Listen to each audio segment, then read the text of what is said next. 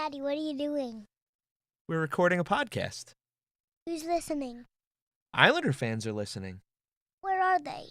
Well, they're right here.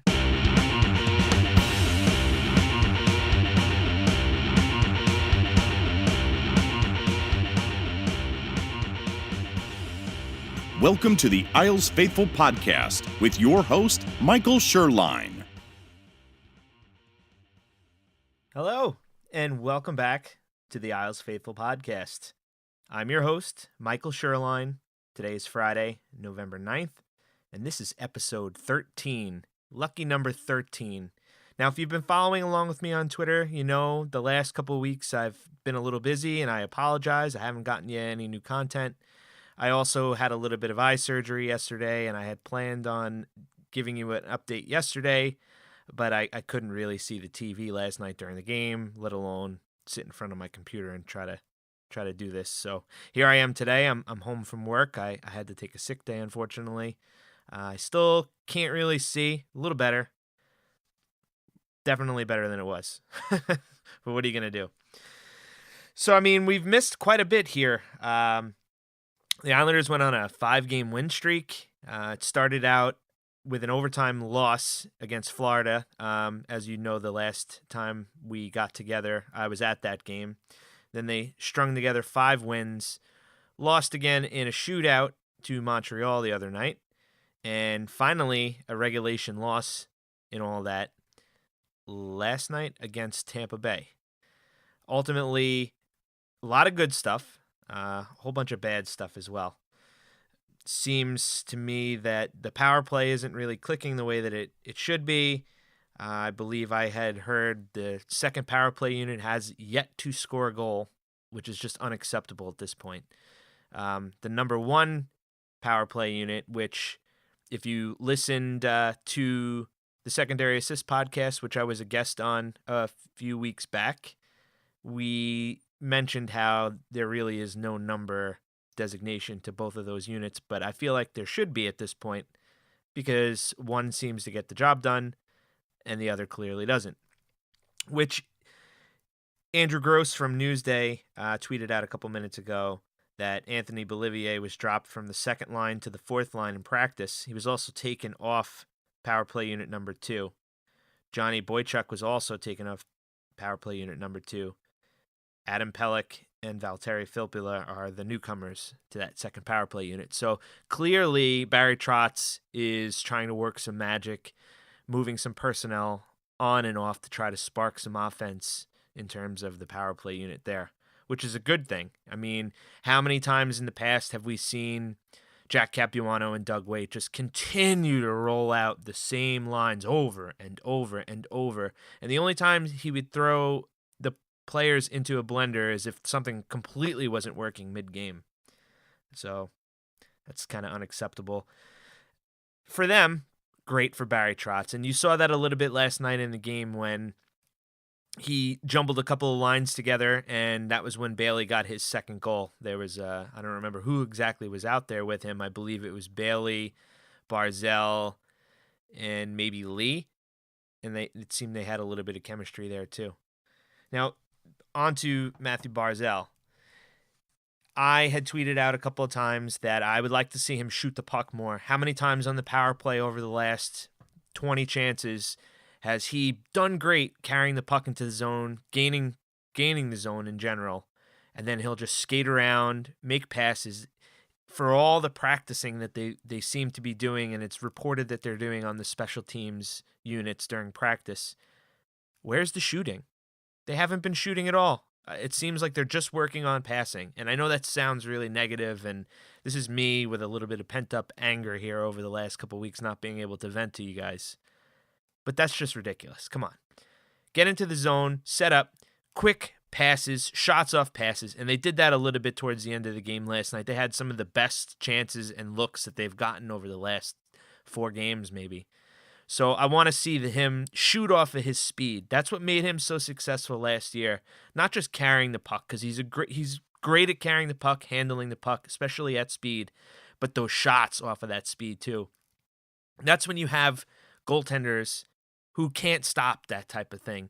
You make a little bit of a move, you drop your shoulder while you're in stride, and that shot is even harder to handle. So, I mean, hopefully we see some good stuff. Now, if you hear this, I actually wrote some notes down this time. So since the Florida game, we have a couple of good things. Josh Bailey has proven that he is an absolute elite winger. Sorry, JT, I'm pretty sure that Leon Bailey made you and not the other way around. Because since the Florida game, 7 games ago, Bailey has 3 goals and 8 assists. Nelson, 5 goals, 2 assists. Lee, 3 goals, 6 assists. Barzal is goalless, but he has 6 assists.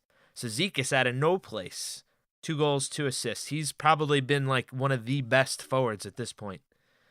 Jordan Eberle has started to pick it up. He has 4 goals and an assist. And then we have the goaltending, the children of the corn.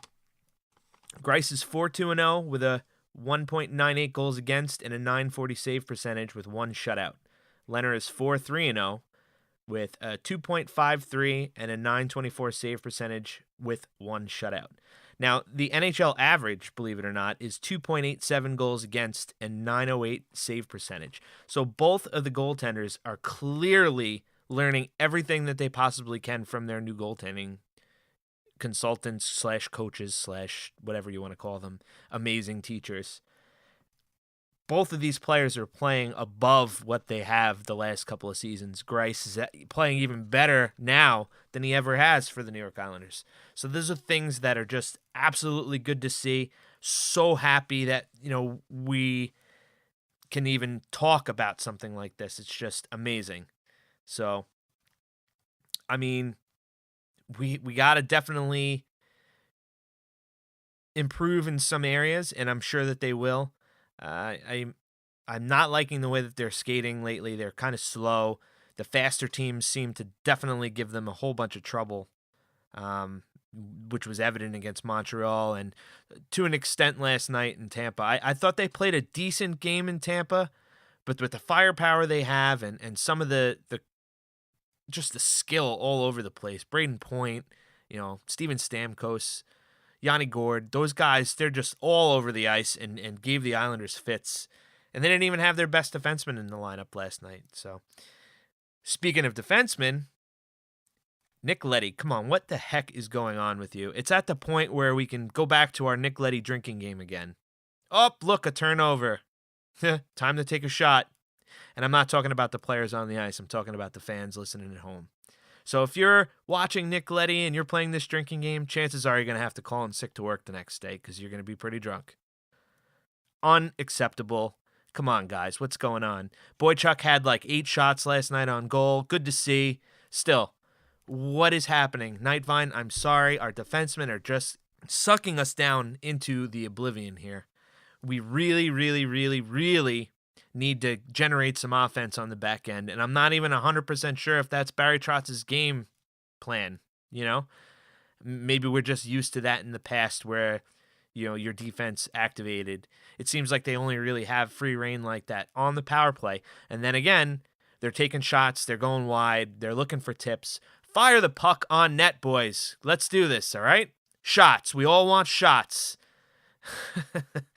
God, I'm aggravated today. All right, and I know I've been ripping into the defense here, so we're going to go into the defense a little more in depth now that I took some notes here. So we've got Leddy, Boychuk, Hickey, Mayfield, Pelech, and Pulak, because I can never say his stupid name right. Not that it's a stupid name. I'm sorry. I'm just aggravated. Pulak. Ryan. Let's just call him Ryan. How about that? RP. Anyway, Leddy has 9 shots over his last 8 games. He has 3 assists, and he's -1. Boychuk's got 12 shots. No points. None.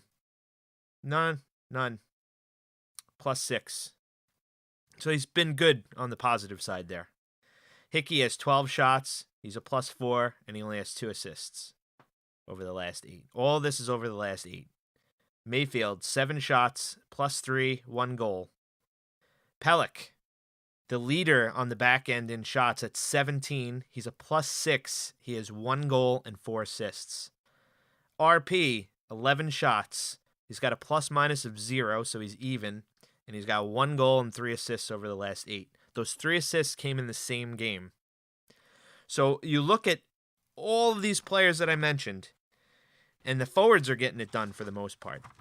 But defense, what's going on? You gotta start to contribute here a little more.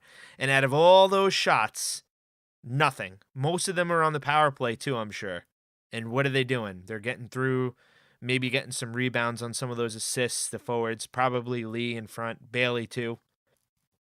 But you gotta do stuff from the back end if you want to be successful. And Leddy, I'm looking at you. Come on now. I keep ripping into this guy. This is probably the most angry I've been in 13 episodes. Maybe it's because it's number 13, or maybe it's because I'm just in a bad mood because my face hurts. I don't know. What are you going to do? A little more information here to show you. This one's going to go pretty much double what I've been doing over 8. But Reagan King, at Reagan King Isles, he was on one of our early episodes and talked about all of his fancy stats. He does these great charts with all this different information, and I'll post a link to it as well. But over the last 15 games played, the Islanders have scored 46 goals and allowed 37. They've taken 402 shots. Shots for of 44.4%. 5-on-5, 300 shots. That's 43.9%. Over that span, the Isles are 8-5-2.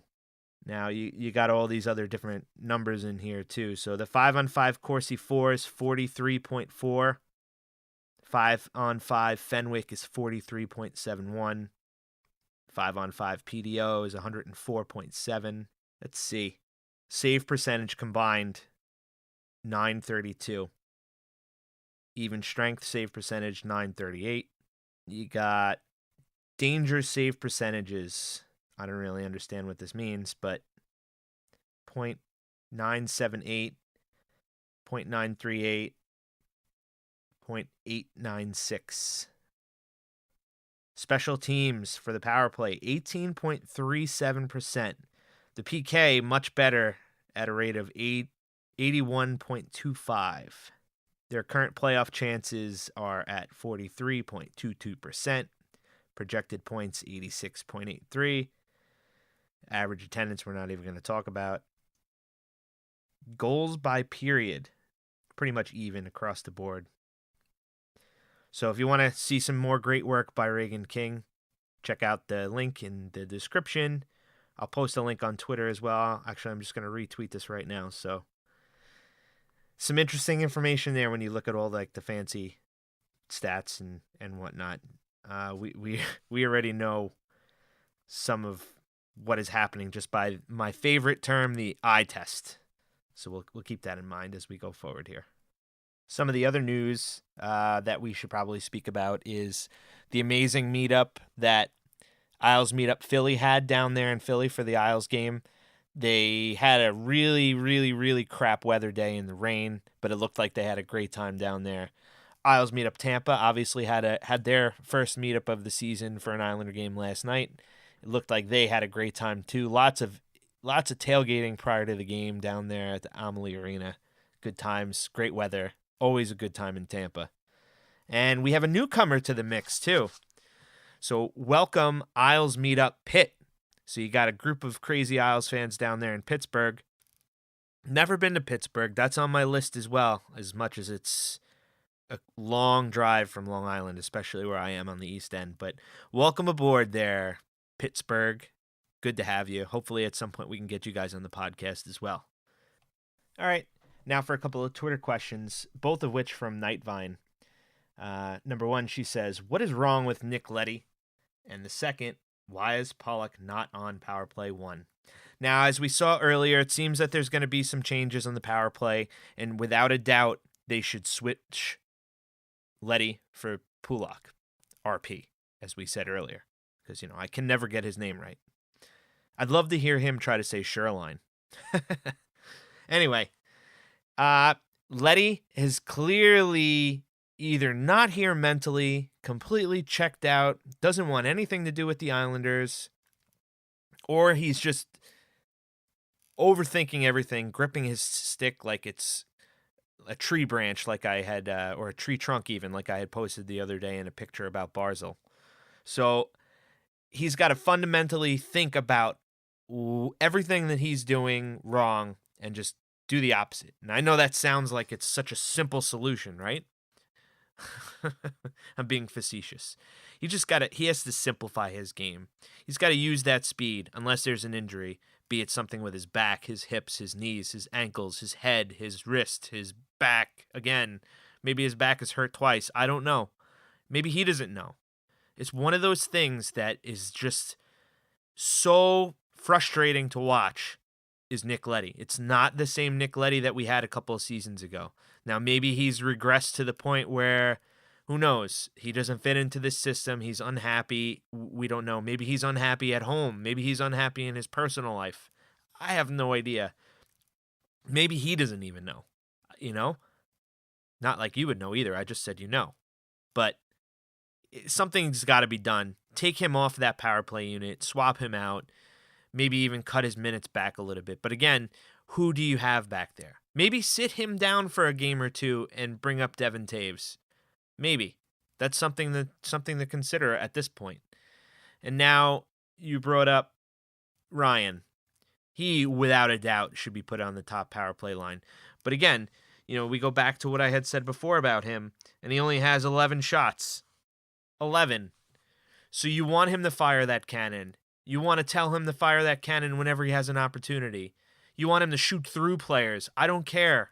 It doesn't really matter. Shoot through our own guys at this point. Just get the puck on the net.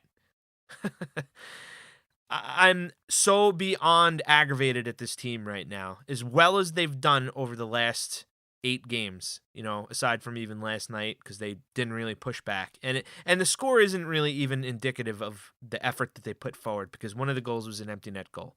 So yeah, they pushed back, tied the game. Ultimately, the last 4 minutes of the game gave the go-ahead goal away. So what are you going to do? And that was a weak play in the defensive zone. They pushed the puck up on a weak clear, turned the puck over, bang, bang, boom, as Butch would say, it's in the back of your net. So I don't have answers for you. I know I say that every single episode. It's one of those things where either the defense looks really good or they just look like trash. And it's not even everybody, because again, like in the past, and I brought this up on the Secondary Assist podcast, sometimes you notice defensemen for doing good things, or you don't notice them at all when they're doing good things. And that's the type of defenseman you want. If they're doing the right thing, they're in the right spot, you're not really going to notice them. They're going to be invisible. It's when a player stands out and makes a great play, or scores a great goal and makes a great pass, takes a hit to make a pass, then you're going to notice them as well, unless they're taking a penalty, which a couple of our defensemen have been guilty of. Keep the sticks on the ice. None of this high sticking, none of the sticks in the midsection or by the hands. Stop slowing the players down. Use the body. Use the body smartly, I should even say. So, hopefully Barry Trotz sees that the power play needs a shake-up and flip-flops those players around, and ultimately we pot a couple of goals and get on the right side of the ledger there score-wise. So thanks for the questions. All right, with all the defensive talk and the defensive lapses, I'm going to give you a little clip of my appearance on the Secondary Assist podcast a few weeks back with Shane Blackburn and Andy Graziano. In this clip, we talk about some of the defensive issues and some of the possible solutions. Now, granted, this was prior to Leddy continuously going down a negative path here, so give it a listen. Let me know what you think. But I do think something has to be done on the defensive end. There's 2 defensemen who are sticking out, getting regular playing time that I could see a change being made. One of them is Boychuk and the other being Hickey. Now, I love Hickey too. Hickey brings the speed, but too many times he just gets thrown around like a rag doll or just overpowered and overworked, either in the corner or in front of the net.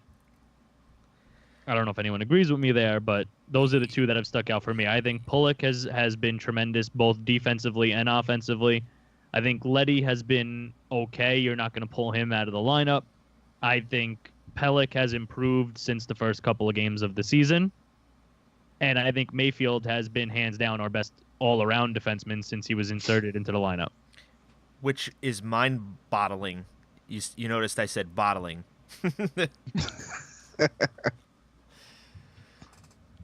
I'm happy for him though. I like that deal that kind of Garth gave him on the way out, as much as some of us questioned it. But it's a good deal, and he's shown improvement the last bunch of seasons every year, just kind of shocking you out of nowhere. The way he skates, the way he handles the puck, chipping in offensively, being like a force on the back end and physical, and I don't know. I always judge a defenseman by how much you don't notice. You know, obviously, defensemen will make big plays sometimes where you'd be like, oh, that was a great hit, or that was a nice block, or a great way to get back to break it up, a la Leddy. But then you have guys that just stand out for kind of stupid stuff, and, you know, obviously, Nightvine won't be happy with us the way we've been dogging her boy.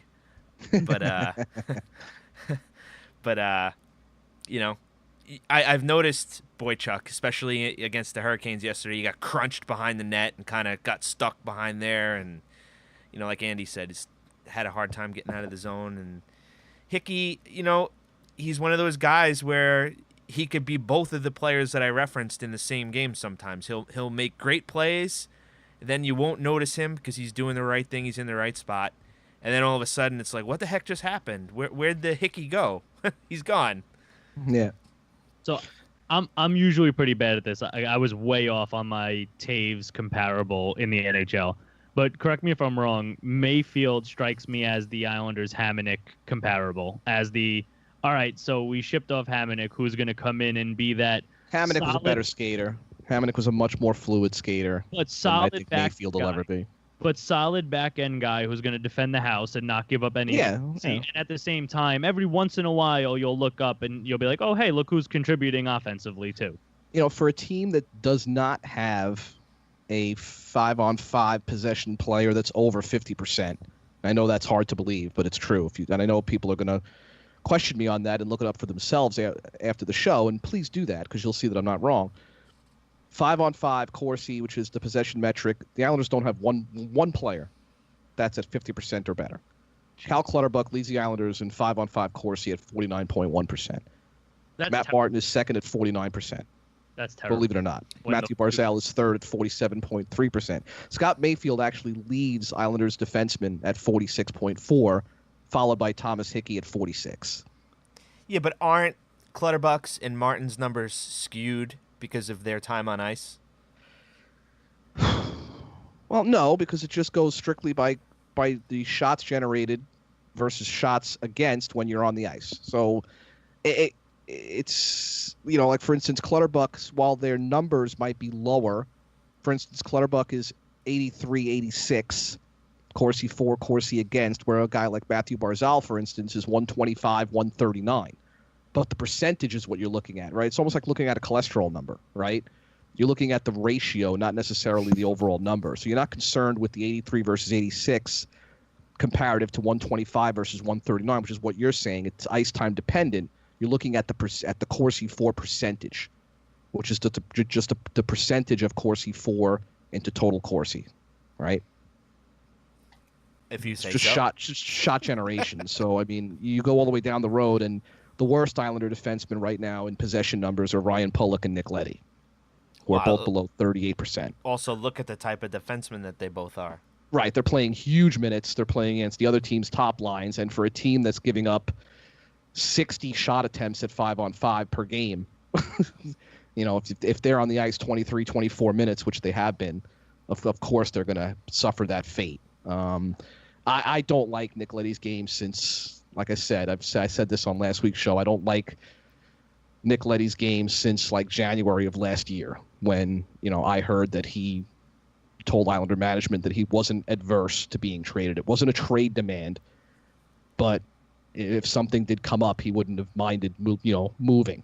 Since that point, in which, coincidentally, right, Shane, right after that, David Pagnotta puts out that right as soon as we recorded that. But anyway, ever since that point, Nick Leddy hasn't been the same. And I don't know. exactly how else to describe it. It's hard to kind of get in his head and figure out why his game, to me, has declined, but it's clearly suffering. And I think if there's any deal to be made down the road, it could include him, with Devin Tays being looked at as a potential replacement.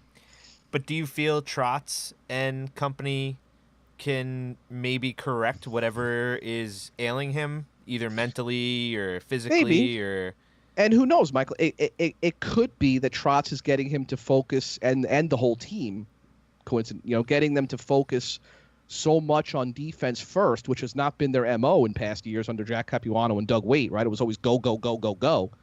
Now that Trotz has come in and is trying to implement this whole structure change to defense leads to good offense, maybe that's what we're seeing. Maybe we're just seeing a kind of an evolution in Nick Leddy's game rather than a decline. I don't know. To me, the eye test tells me he just doesn't look the same. He just doesn't look right. He hasn't looked right for a while to me. In terms of his transition, in terms of his kind of get up and go, it's just in terms of his playmaking on the power play, he just hasn't looked the same to me. And I really can't put my finger on it. I'm hoping it's what I said, the latter. It's just the evolution and not the decline. I mean, I think everybody, including himself, kind of needs to be patient with the whole process. And obviously, players are only, they can only control what they can control, and I understand that. And I'm sure he goes out there and he's doing his best, obviously, but like we've been saying, though, they're being put against basically the grinding stone, game in and game out, especially logging the minutes that he's logging. So all it takes, though, in this game is, and you're fully aware of this, having played yourself, a good game here, a little bit of confidence, Yep. And then it's just kind of a snowball from there. I mean, look at, hopefully with Pullock. Whatever his name is. That guy, the guy on the back end there, the young guy. Number 6. And that's another thing too. Someone said to me the other day with a bunch of Twitter questions, a whole bunch of jersey numbers, and I had to look them up. I was like, who the hell is this? 18? No, we traded him. No.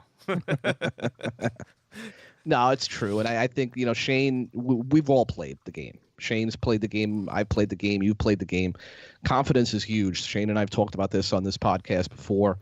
If you don't have it, you're gripping the stick tight, and it just affects your game from top to bottom. It's kind of something that people don't talk about that much, but it's a huge component into the final output, obviously. So. All right, that's going to wrap it up for episode 13 of the Isles Faithful podcast. I've been your host, Michael Sherline. We went over a bunch of stuff here. We got another game in Florida against the Florida Panthers coming up. Hopefully we could clean up some of the things that have been ailing the New York Islanders and get back on a winning track here. You can find us on Facebook, The Isles Faithful.